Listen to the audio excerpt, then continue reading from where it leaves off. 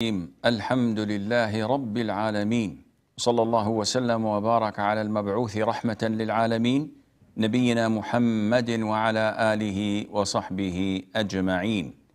أما بعد, dear brothers and sisters in Islam, Assalamu alaikum wa rahmatullahi wa barakatuh, and welcome to our Saturday night episode of Ask Zad, coming to you every Saturday between Maghrib and Isha, Mecca time. As usual, we will take 3 questions from the emails and then we will take your direct calls. Abid says, what are the etiquettes of visiting the graveyard? The Prophet ﷺ recommended the Muslims to visit graveyards and said, in the past, I prohibited you from visiting the graveyards. As of today, go and visit it because it reminds you of the hereafter. So it is highly recommended for men to visit graveyards and not for women, because there is a prohibition and a curse upon the women when they visit graveyards. And the etiquettes to visit graveyards start with the intention. Why are you visiting the graveyard? If it is to make dua for yourself, and this is a blessed place, you want to ask Allah for things, this is prohibited. You visit the grave for 2 reasons. 1, to remind you of your fate and what you will share with them in a few days, few months, few years' time. So this is a good reminder. Secondly, to benefit the deceased with your dua, with your prayers.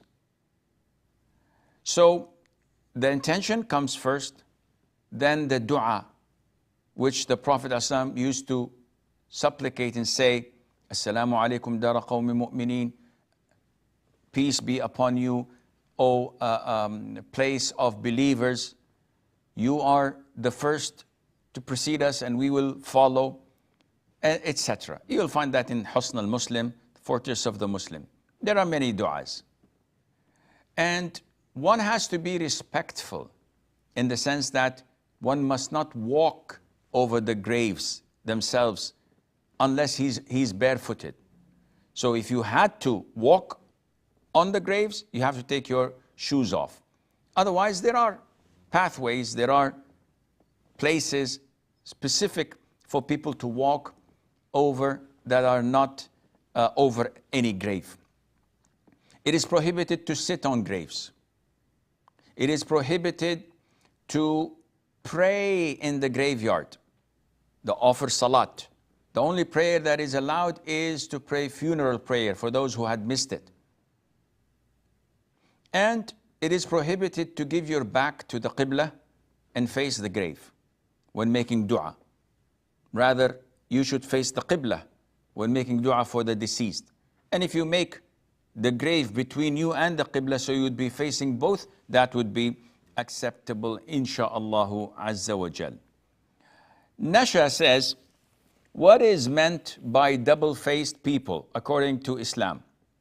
Because I have different personalities for different people, because I have an introvert and shy personality myself. Is this considered being double-faced? The Prophet ﷺ said in Al-Bukhari and Muslim that you will find the worst of people those who have 2 faces. And the hadith is authentic by all means. But what is meant by it? Scholars say that meeting people nicely and politely and being discreet with them has nothing to do with the 2 faces. The man with the 2 faces is a full-fledged hypocrite. So he goes to this party of people acting to be on their side, trying to help them while acquiring information from them and plotting to harm them. Then he goes to the other side of the people who may have enmity or issues with the first party. And he also collects information and he conveys some of the first party's secrets so that he plays on both sides. So each one thinks that he's on their side while he's trying to corrupt the relationships between them and cause harm. This is a full-fledged hypocrite, and this is the worst of all people. Being a good guy, being a nice person, when I meet someone who's evil and I treat him nicely, this doesn't make me a two-faced person. I'm not supposed to fight with this person or have any disagreement or argument with him just because I don't like him. This has nothing to do with being two-faced. And there is a hadith in Sahih al-Bukhari and elsewhere where a man, while the Prophet was sitting with his companions, sought permission to come in. So when the Prophet ﷺ was informed about the identity of the man, he said to those sitting with him, he is one of the worst of his clan. So that was a clear warning to the attendees of how evil this person is. However, when he came in, the Prophet smiled in his face, talked to him well, made him sit next to him until the man left. So Mother Aisha questioned what the Prophet said earlier and what he had done. So the Prophet said, alayhi salatu wasalam, the worst of people is a man whom others are protective, fearing his evil. And the Prophet told Aisha that, since when did you find me to be using offensive words or obscenity? The scholars explain, the Prophet ﷺ did not do anything against what Islam dictates. On the contrary, being who he was afraid that if he were to meet the man and smile in his face and act normally with him, the congregation, those with him in the gathering, would think that this is a man of righteousness, a man of knowledge, a man of to be a dignitary, to be respected. The Prophet wanted them to know that he is an evil person. But because of the pure, simple, and beautiful character of the Prophet ﷺ, he wanted to give them a heads up and a warning. That's why he told them about him, but treated him in a nice and polite way, and Allah Azza wa Jal knows best. Junaid says, is it permissible to create your own player, like cartoon form avatar, while playing video games? Well, this depends. If you are creating a character and you're putting the face, the eyes, and etc., this is haram, this is drawing. But if it is a selection of different characters and you choose one, this is permissible, insha'Allah Azza wa Jal. We have Muhammad from Pakistan. Assalamu alaikum, sir. Salamtullah. Sir, I have a question that you call to himself Ahle Sunnat or Ahle Hadith. Where from you get this label? Because Prophet and their companions never ever called to himself Ahle Hadith, Shia, Sunni. So why you call to himself Ahle Sunnah? Okay, I will answer you, inshallah. Muhammad from the US. Assalamu alaikum, Sheikh. Salam wa rahmatullah. Sheikh, I wanted to know, I'll mention two jobs. So, in a country like US or any other non-Muslim countries, are those jobs permissible for a Muslim man? I cannot understand, Muhammad, I cannot understand a word except that you were offered a job. Yeah, actually, I wanted to know, I'll mention two kinds of jobs. Is any of the job is permissible for a Muslim man? to do in a non-Muslim country. One of them is airlines reservation ticket officer, who will be working with them, reserving tickets, basically customer service, and maybe sometimes he'll be accepting money for the customer to book the ticket. And on the other hand, a law enforcement, kind of a law enforcement officer who will be basically working working as an immigration officer, will be dealing with people coming and coming in and going out of the border. Okay, I will try to answer your question, inshallah. Insrem from Australia. Oh, so we have Abdul Aziz from Sri Lanka. Sorry. Salam alaikum, Sheikh. Salamtullah. Sheikh, my question is, Sheikh, I came across a video of yours in which you said we cannot blame everything in jinn possession and evil eye. But still, Sheikh, if we ask, suppose we say if we are affected by jinn possession or evil eye or black magic, how could we know that we are affected, Sheikh? So that if we are affected, we can start doing ruqya. So what is the way we can know we are affected by it? Okay, I will answer you, inshallah. So we have Insrem from Australia. Assalamu alaikum, Sheikh. Salamtullah. I was wondering, for the various like du'as and stuff that are to be said when entering and when leaving places, There's so much wind disturbance, Insram. I cannot hear you. I think it's someone else's microphone. When you're entering like the toilet, for example, or leaving home, and you want to say the dua before entering, should you stop at the door and say it, or can you say it as you're entering? طيب, I will answer, inshallah. We have Farzana from Australia. Farzana. Farzana from Australia. Okay. Kamil from Saudi Arabia. Assalamu alaikum, Sheikh. Salamtullah. Sheikh, my friend made an unrealistic vow. Now he is realizing when he made such vow, he was ignorant. Can he expiate that, and is it sinful now? What is the vow he said? What are the words exactly? Something, something not relevant. Something he want to give away his own house. Something unrealistic. For what? I cannot answer. Charity. Kamil. For charity. Okay, so if he vows a charity to Allah Azza wa Jal, on what basis? Because that time he was having difficulty to get married. So what is exactly, let him call me, Akhi.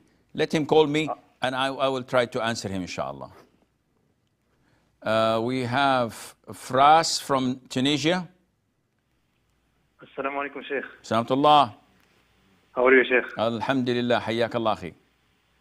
Jazakallah khair, Sheikh.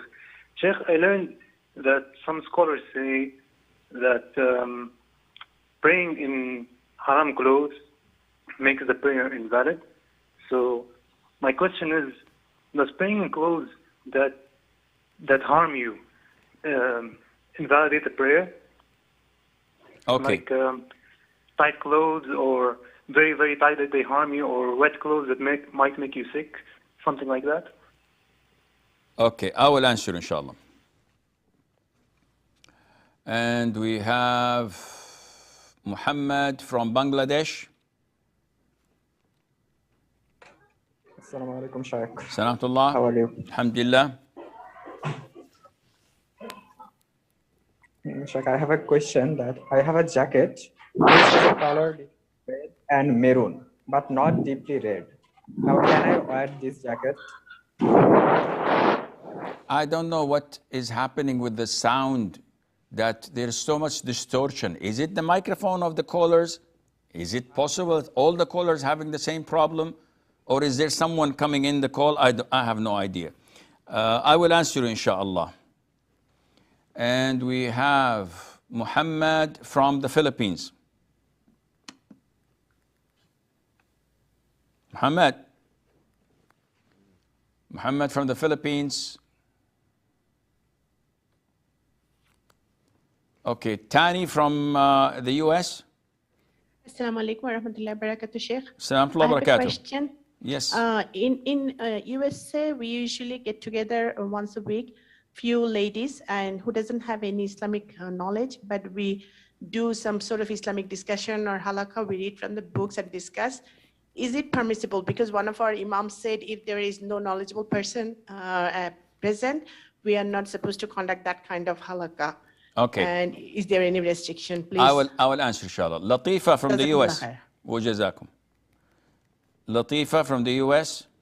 Assalamu alaikum wa rahmatullahi wa barakatuh. Salam wa rahmatullahi wa barakatuh.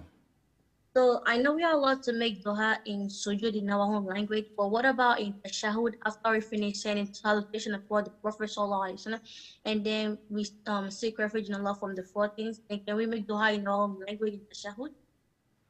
Okay. I will answer, inshallah. And we have Arik from the US. Assalamu alaikum, Shaykh. Salamullah wa barakatuh. There is a hadith said once when Abu Bakr reached in mosque, he find out that the prayer has already begun. So what he did, he went straight to the ruku before he reached the congregation. And after raising his head, he walked and joined the congregation. If we do this, like Abu Bakr did, will our prayer be valid? Abu Bakr did not do anything like this, akhi. It is Abu Bakrah. It's a different person. But I will answer you, inshallah. Salihin from Canada. Assalamu alaikum, Shaykh. Salamullah. Sheikh, my question is, what is the difference between Akida and manhaj, and what is the manhaj of the Salam? Jazakallah khair. Wa jazakum. So, I think we have, that's it. Yeah, I think that's about it. So, Muhammad from Pakistan says, you always say that we are from Ahl Sunnati wal Jama'ah or Ahl al-Hadith. Where did this come from? At the time of the Prophet ﷺ, they were all Muslims. True. Then what happened afterwards? They remained to be Muslims until what is known as a Shia came to existence. And they started dividing the Ummah. And after a while, or actually before the Shia, Al-Khawarij came at the time of the Prophet ﷺ. So we have Al-Khawarij. Then we have the Rafida, Shia. Then we have Al-Murji'ah. Then we have Al-Jahmiyyah, and those sects that came out of them, such as Al-Mu'tazila, and the sects that came out of them, such as Al-Asha'ir, etc., who are sharing some of the principles, but in general, there were so many of them. So, basically speaking, when someone asks you, what are you? You say, I'm a Muslim. وَمَنْ أَحْسَنُ قَوْلًا مِمَّنْ دعا إلى الله وعمل صالحا وقال إنني من المسلمين. There's no one better in rhetoric than a person who calls to Allah, does righteous deeds, and proclaims that I am among the Muslims. However, nowadays, if you say I'm a Muslim, people would go a bit further, said, what kind of a Muslim? And you would say, I'm not a Rafidi, I'm a Sunni. So they say, okay, the Rafida is like 8%, but 92% of the Sunnah have deviant sects and cults in them. So what kind of them? So you have to start explaining yourself. And the scholars say that the hadiths of the Prophet ﷺ, عَلَيْكُمْ بِسُنَّتِي وَسُنَّةِ الْخُلَفَاءِ الرَّاشِدِينَ الْمَهْدِيِّينَ مِنْ بَعْدِي. Abide by my sunnah, by my way, and by the sunnah and the way of the righteously guided caliphs. So this is why we call ourselves Ahlus Sunnah. And also we call ourselves Wal Jama'ah because the Prophet ﷺ told us that Allah's hand is with the Jama'ah, and whoever goes astray would go to hellfire. So the scholars selected this terminology, this name, Ahlus Sunnah wal Jama'ah, that has no sect, that has no cult that it attributes itself to. Rather, anyone who says Ahlus Sunnah wal Jama'ah, by default, has to go back to the Sunnah, which is the hadith, which is the guideline that he walks and abides by, and the jama'ah of the Muslims. So he abides by the Muslim ruler, whom Allah Azza wa Jal and His Messenger والسلام, ordered us to obey the Muslim ruler, even if he was sinful. So this is where it came from. And nowadays, ignorant people may come and say, this was not at the time of the Prophet ﷺ. True. Also, printing the Quran was not at the time of the Prophet ﷺ, but it is a necessity, and it was needed. Having masjids with carpets and air conditioning and lights and microphones and speakers was not at the time of the Prophet ﷺ. But again, so it is not for laymen to come and just simply scratch off things they don't understand or they cannot comprehend. Rather, it is for the scholars of the deen. And it's like someone coming and asking, how is it this neurosurgeon is doing this procedure to remove something from the spinal cord and to do this? Akhi, who are you? What did you study? I did biology in primary school. Subhanallah. Now you're questioning this. So again, we have to be really careful when we question things about religion, and when we try to find justifications. Ask. This is totally permissible, but not object. And there's a big difference, and Allah knows best. Muhammad from the US, I couldn't understand what he was saying. And this is why callers should be very careful when they speak, to speak slowly, so that the people could understand what they're saying, and in a clear accent as much as possible. What I understood was his question was about the permissibility in working in interest-based banks in a non-Muslim country, in airlines, as a ticket officer, issuing tickets to people that we may use it and travel with it, immigration officer, etc. Akhi, most of the jobs, you can say it's halal or haram according to the job description. Someone who's working in an interest conventional bank, interest-based conventional bank, riba-based. So the whole institute, the whole firm, the whole corporation is based on riba, by borrowing and lending. So this is totally prohibited, even if you're working as a driver or a janitor or a security officer, because you're protecting the whole haram firm, and this is prohibited. Selling tickets, what's the ruling on traveling? I'm traveling in a couple of days, inshallah. So what's the ruling on my traveling? Depends. Am I traveling for something that's halal or haram? As a ticket salesman or a ticket officer, you don't know. Nobody's going to come to you and say, listen, I need a ticket to this country because I'm going to party and hang out and with women and drink intoxicants and do every evil thing. Nobody does this. I just need a ticket. It's not my job to say where, what are you going to do with it. So such a job is totally halal. You're selling tickets, you're selling water, whether they're going to add it to their whiskey or to drink it or wash their hands with it, it's none of your business. And working as an immigration officer, every single country has this job. You have your rules and regulations set by the government, whether a Muslim or a Kafir government, that filters those who come in. So if they don't have a visa, turn them back. If they have a visa but they have something prohibited to enter, you have to block it and you have to take the following procedures. There's nothing wrong in that, and Allah knows best. Abdul Aziz from Sri Lanka says, you say that not everything we can blame on jinn. That's true. So how do we know if someone is afflicted by jinn, magic, evil eye, or envy? Well, this is something that the experts in ruqya could tell you.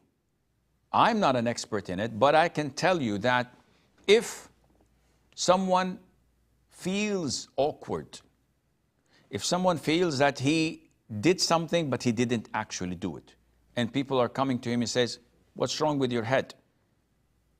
You should have done so and so. And he said, I did it. He said, no, you did not. Then this is something to raise a flag. If someone, whenever he reads the Quran, he yawns and falls asleep. If someone all of a sudden goes into seizures and sometimes speaks different languages, then these are question marks. But not every failure in our life is attributed to this. So if I have a flat tire, this is envy. If my kid fails at school, this is evil eye. If my wife nags me, she's possessed by jinn. If I don't get a raise or a better position or job, then this is black magic, etc. No, this is not true. There are no signs, but it is indeed an easy way out for most of us. This is why we try to cling to it and justify our failures and mistakes, and Allah Azza wa Jal knows best. We have a short break. Stay tuned, and inshallah, we'll be right back.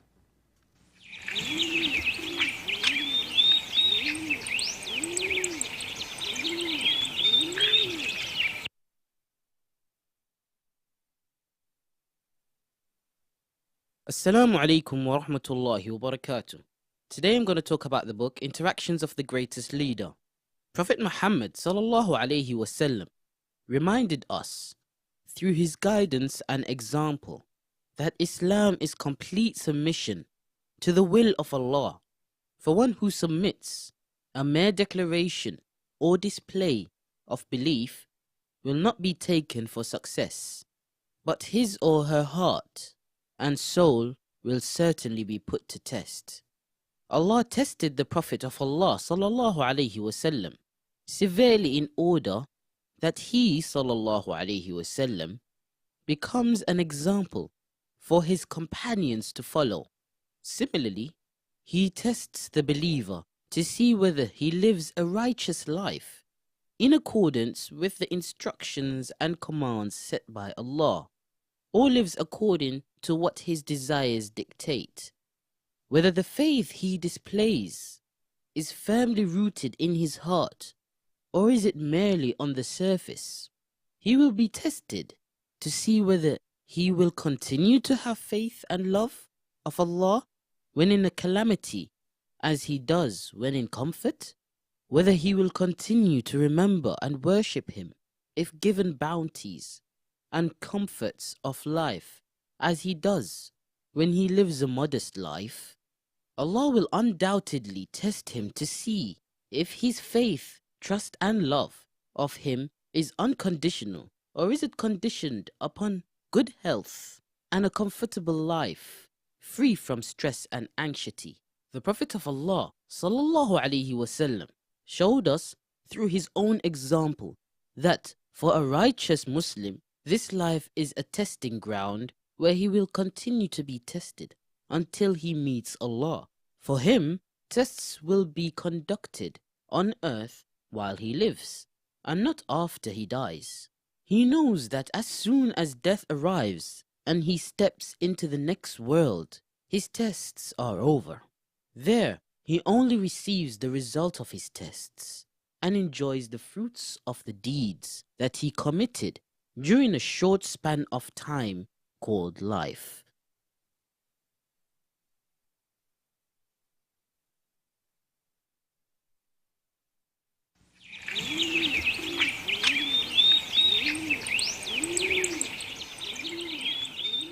Assalamu alaikum wa rahmatullah, and welcome back. We have Abdul Razak from Ghana.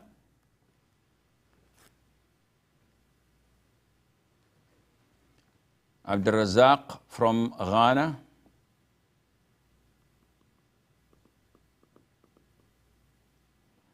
Okay. Then Abdullah from Pakistan.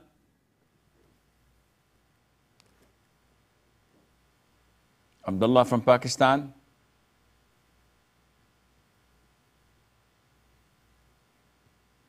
I think we will take the previously answered question until we get the callers, inshallah, organized. Fras from Tunis says, not Fras, Intram from Australia. She says, or he says, well, I forgot. What is the ruling on saying the dua, Bismillah, a'udhu billahi min al-khubthi wal-khaba'ith? Should I say it while entering or before entering? You should not say it inside. So as you're entering, if you're not inside, then you can say it. If you say it outside, this is best, and it's best to be safe rather than sorry.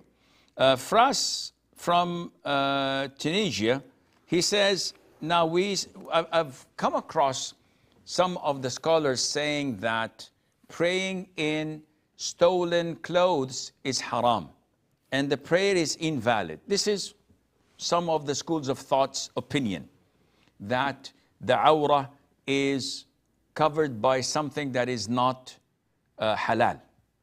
So it is as if you're not covered and the prayer is invalid. And this is not true.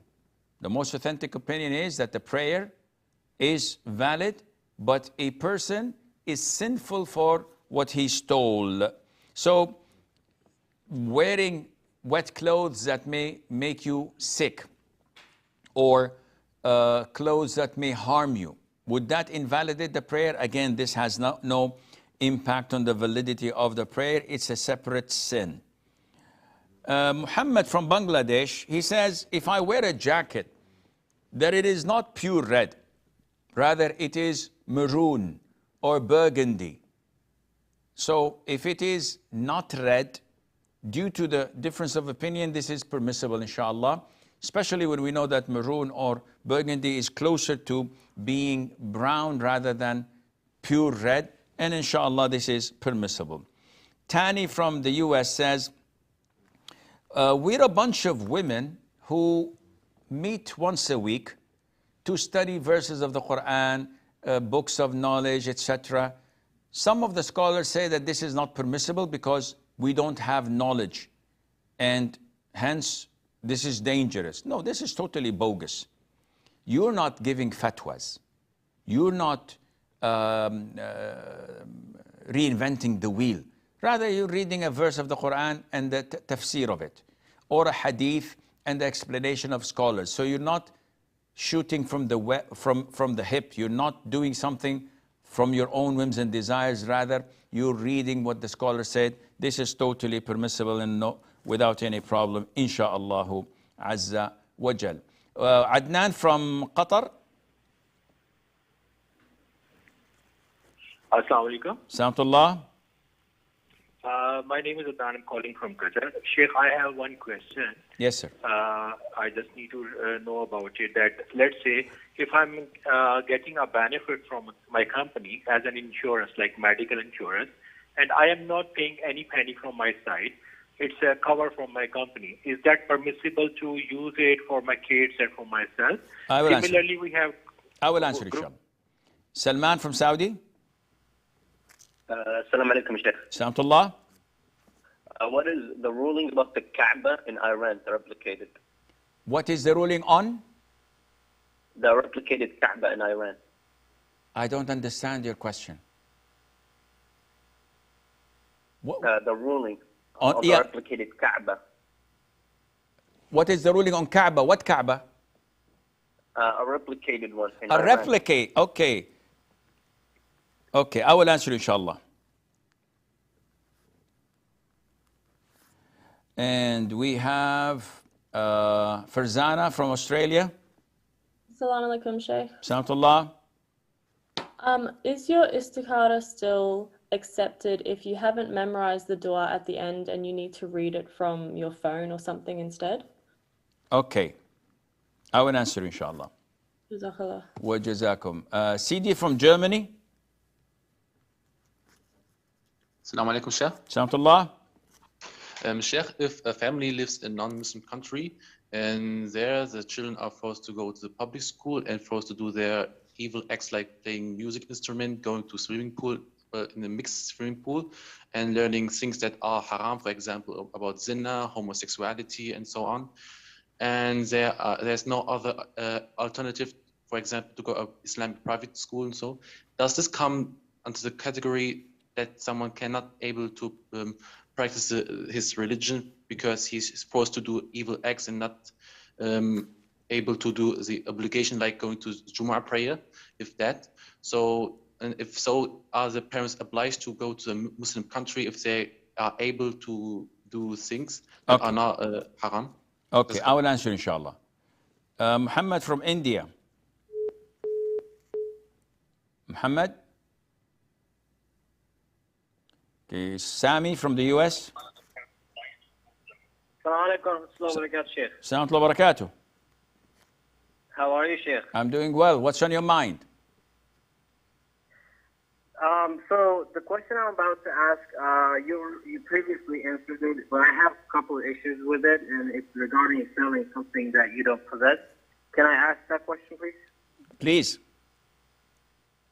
So, for example, let's say I take a platform called Amazon, and I post a product on it, and customer sees it, buys it, and as soon as I get the money, I go out to, for example, Alibaba, AliExpress, and I buy it cheaper, and I keep it from there.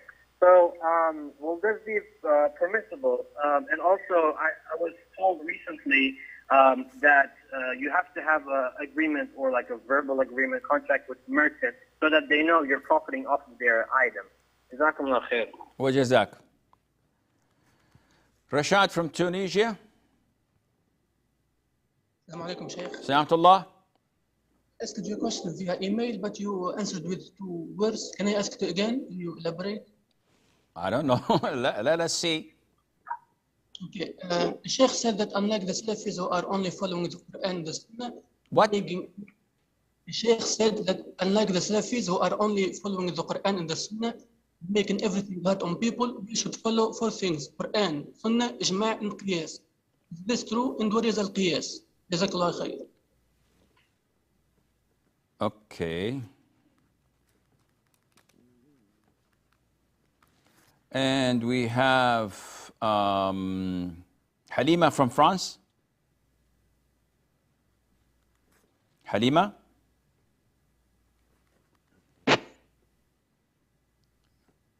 Halima from France. Assalamu alaikum, Sheikh. Wa alaikum assalam wa rahmatullah. Yeah. I would like to have more details on how to drink Zamzam water for duha. Should we face the Qibla, drink it 3 times at a time or 3 times in 3 days with small cup, and can we spray little on our face for protection in any moment? Okay. I will answer inshallah. So going back to the questions, Latifa from the US, she says, can we make dua after Te Shahud and before concluding the prayer with Salam in my own language? The answer is yes. If you can make it in sujood, you can make it before Salam, providing you don't know how to say it in Arabic. So if I want to say, oh Allah, pay off my debts, but I don't know how to say it in Arabic. I don't know how to say, Allahumma qdi anni dayni. So I would say it in my own language. But if I know how to say, oh Allah, forgive my sins, I can't say, oh Allah, forgive my sins. I have to say, Rabbi ghfirli, because I know how to say it in Arabic. Arik says that he heard or read a hadith about Abu Bakr prostrating at the gate or the doors of the masjid when the Prophet and the congregation bowed, did ruku'. So from the gate or the door, he made ruku' and he walked while in ruku' until he was in the line. He says, can we do this? The answer is no. First of all, this man was not Abu Bakr as-Siddiq, the first caliph. Rather, he was Abu Bakrata al-Thaqafi. And this one man was nicknamed by Bakra, which is a rail, because when Taif city was besieged by the Prophet ﷺ for 20 or so days, the Prophet ordered the Sahaba to say that whomever comes to us from the slaves accepting Islam, we will set him free. So he came down with a rope from a rail and accepted Islam, and he was set free, and he was known as Abu Bakr. In the hadith in al-Bukhari and elsewhere, when he came to the masjid and the Prophet bowed, went into ruku', he could not stand straight seeing the Prophet ﷺ and the companions in the position of ruku'. So he said, Allahu Akbar, and made ruku' and walked all the way while in the position of ruku', which is very awkward, and until he was with the row of the worshippers. When the Prophet concluded his prayer, he said, who did that? Allah informed him, and we know that the Prophet could see those who are behind him, which is a miracle given to him by Allah Azza wa Jal in Salat. So Abu Bakr said, I did that, O Prophet of Allah. The Prophet said, alayhi salam, زَادَكَ اللَّهُ حِرْصًا وَلَا تَعُدْ, which means, may Allah increase you in being keen and careful to worship Allah and to get closer to Allah. Do not go back to that. Meaning, don't ever do this again. And this is why we never do this, because the Prophet prohibited him from repeating it, alayhi salatu wasalam, and the prohibition is cascaded down to us, so we cannot do this. We have to walk until we are standing in the row and then make takbir and do our ruku'.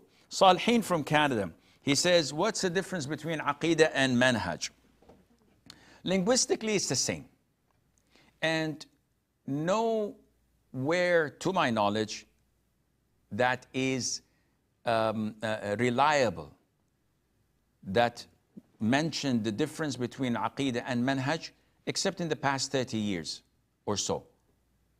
And this came up when the division started between the Salafis. So there were so many, parties, if you wish, and each one claiming to be on the right path. So the issue of Manhaj came up because they found that, okay, we all have the same Aqidah. We all studying al-Wasitiyya, Kitab al-Tawheed, al-Tahawiyya, etc. We have the same Aqidah. We have the same belief in Allah's beautiful names and attributes, in the pillars of Iman, blah, blah, blah. Everything that deals with Aqidah and our conviction, we share the same thing, same books, same references. We have no issues. But there might be some issues in things that we may not agree upon. So they came up with, oh, they are on the right Aqidah, but they have a corrupt manhaj. And this is what made some people say that Aqidah deals with things of belief, while manhaj deals with actions and forms of worship. So what is your methodology, your manhaj in references? So we, as the questioner in somewhere, where is he? I don't know. He was somewhere here. I'll try to find it later on, inshallah. The questioner was asking about Rashad. Rashad, he says that one of the scholars say that the Salafis divide the Ummah and we should only rely on Quran, Sunnah, Ijma' and Qiyas. This is true, but the statement in the beginning is totally false. No Salafi would say we have only Quran and Sunnah. Without Ijma', he's not a Muslim, because he chose other than the path of the believers. And Allah mentioned that he will be going to hell, whoever chooses other than the way of the Prophet ﷺ and the believers. And without qiyas, it's illogical. The Quran and the Sunnah is filled with analogy, qiyas, where you compare things to others and you know whether it's haram or halal. Drugs are not mentioned in the Quran or in the Sunnah, but it is intoxicating, so it is compared to wine that is mentioned in the Quran and the Sunnah, etc. So as a manhaj, yes, what is your point of reference? Quran, Sunnah, with the understanding of the three favorite generations, while applying ijma' and qiyas as well. What is your manhaj? Well, depends. Some people have a different manhaj when it comes to the Muslim rulers. So some say, no, we have to oppose the Muslim rulers. We have to stand against them. This is a treat of Khawarij. Some say we have to do whatever they say, even if it's wrong, even if it's haram, even if it's legislating something that against the sunnah. This is the methodology of al-murji'ah. So you have to define what is your manhaj, and such a definition has to be in accordance to the Akida itself. It's not a separate thing. It's all come to the same thing, and Allah Azza wa Jal knows best. Adnan from Qatar says, my company offers me an insurance, medical insurance policy. It comes with the package. I don't pay a penny. So can I avail it for me and my wife and my children? There's no problem at all. You can use it 100%. Salam from Saudi Arabia. He says, what is the ruling on making a replica of the Kaaba?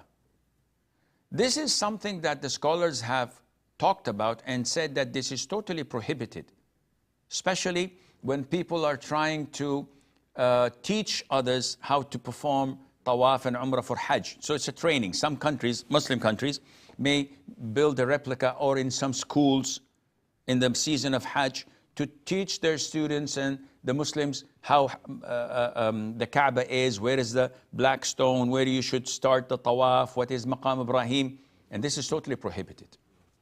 Now, if someone is doing this, as in the case of so-called Muslim countries like Iran, and they want to distract people from coming to Mecca, this is total blasphemy. This is not Islam. These people are disbelievers because they are replicating one of Allah's great shrines and distracting the Muslims from coming to Mecca, performing tawaf, performing hajj, performing umrah, to stay where they are and think that this is even similar or even rewardable. And it's even worse when they do that to the grave of their disbelieving rulers like La'natullah al-Khomeini and others. This is totally out of the question and blasphemy. Fazana from Australia, she says, is the istikhara still valid when I don't memorize the dua, but I read it from a book? The answer is 100%. It is still valid. Not everybody can memorize the dua, especially non-Arabs. So if you pray the 2 rak'ahs, you finish, and you open the booklet and you read the dua, this is totally legit. CD from Germany, he says, children in a non-Muslim country, they're forced to go to schools. And we know how they are fighting virtue and righteousness, not Islam only. We know the vicious attack against morality in Europe and in the US and in Canada and elsewhere. This is so vicious. They are systematically inserting and brainwashing people to be part of the homosexuality environment, justifying, legitimizing LGBTQT, XYZ. And this is against the principles of democracy. I don't like that. Why do you force me to do it or to take it or to embrace it? Where's the democracy? Where's the freedom of speech? The First Amendment? Where is this? Where is that? All down the drain. Because the system wants to manipulate you, to brainwash you. So, Brother Sidi says, they force our children to go to such schools. And in 4th or 5th grade and onwards, boys and girls have joint physical education classes. They go to the swimming pool together. They play sports together. They have to wear the clothes in the same fashion. And my children are Muslims. All of this is totally haram in our religion. Well, this is the system. They force them to take music classes, maybe do ballet, dancing, maybe learn haram things from an early age, how to have protective sex. They talk about condoms, they can't talk about dildos, they talk about the whole 9 yards, a'udhu billah. So what is the responsibility of parents? Usually, this is unaccepted. And you as a Muslim parent must take your children out of such schools. Do homeschooling. It's a democratic country. You have the right to teach your children whatever you want. Who imposes upon you what to eat and what not to eat? What to read and what not to read? This is not the big brother society. You should have rights at least. If this is not possible, in this case, it is a must for you to migrate to a Muslim country, which is a priority, or to a non-Muslim country that allows you to practice Islam freely. But to remain in the country you're in with such oppression, though they don't call it oppression, they camouflage it, they put a mask on it. So they fight niqab, they fight hijab, they fight anything that indicates your Islamic identity. They want the Muslims to lose their identity and to oppress them until they give up their beliefs and religion. But this is not oppression. No, no, no. This is re-educating them, trying to put them in a melting pot so that the whole society is blending. All of this is nonsense. A lot of BS, and totally the Muslims must put an end to it. Akhi, don't stay in such a country. If you can, relocate to a Muslim country. If not, then relocate to a non-Muslim country that allows you to worship Allah and to upbring your children in an Islamic way. Sami says, selling what you don't possess. Akhi, this is the Prophet's words, alayhi salam. Do not sell what you do not possess. So the scholars looked into it and said, anything that you sell which you do not have access to, or you do not guarantee. So if I sell you this cup and you buy it, by the time I take it to you, if it breaks, I am in charge. I'm liable to pay for it. I don't have the right to say, you bought it. No, but I didn't deliver it. If it's in my stores and I sold it to you, or before selling it to you, the stores were burnt to the ground, I'm liable to pay for it. So there is the issue of risk of losing and gaining when I sell with a profit. But if I don't have such a risk and I guarantee the profit, this is what is prohibited, to sell something that you don't have. Like selling you a fish in a pond. Go ahead and fish it. Maybe you'll catch it, maybe you won't. Maybe it dies, maybe it does this. I don't know. I just sold it to you. This bird in the sky, you shoot it down if you can. Maybe you miss, not my problem. No, I cannot sell you what I do not possess. So the only way out is to use bay'u salam. And this is, one, to know a particular item that is fully described without any ambiguity. Two, to collect the full amount of the price up front before I deliver to them. Three, I give a specific date of delivery, not 2022, inshallah. No, I have to give a month and a week, preferably a date. If this is done, then yes, I can. If I take partial payment, this is haram. I have to take the full payment in advance, and the description has to be totally clear. Rashad, I think we've answered his question. Halima from France, what is the etiquette of drinking Zamzam? There isn't any such etiquette. Just say Bismillah and make dua. Some scholars say you face the Qibla. Some scholars say you drink in 3 sips, which is normal in all types of drink, even in coffee or whatever, when you want to, and if it's suitable to be consumed in 3 sips. But there isn't any specific thing. So usually what I do is I get the water of Zamzam and I make dua, praising Allah, offering salutation upon the Prophet ﷺ. Oh Allah, give me more knowledge. And I drink 3 times, 5 times, 10 times, 2 glasses, 5 glasses. Do I have to do it over a period of time? No. If you want to do it, I personally drink Zamzam 24/7 7 days a week.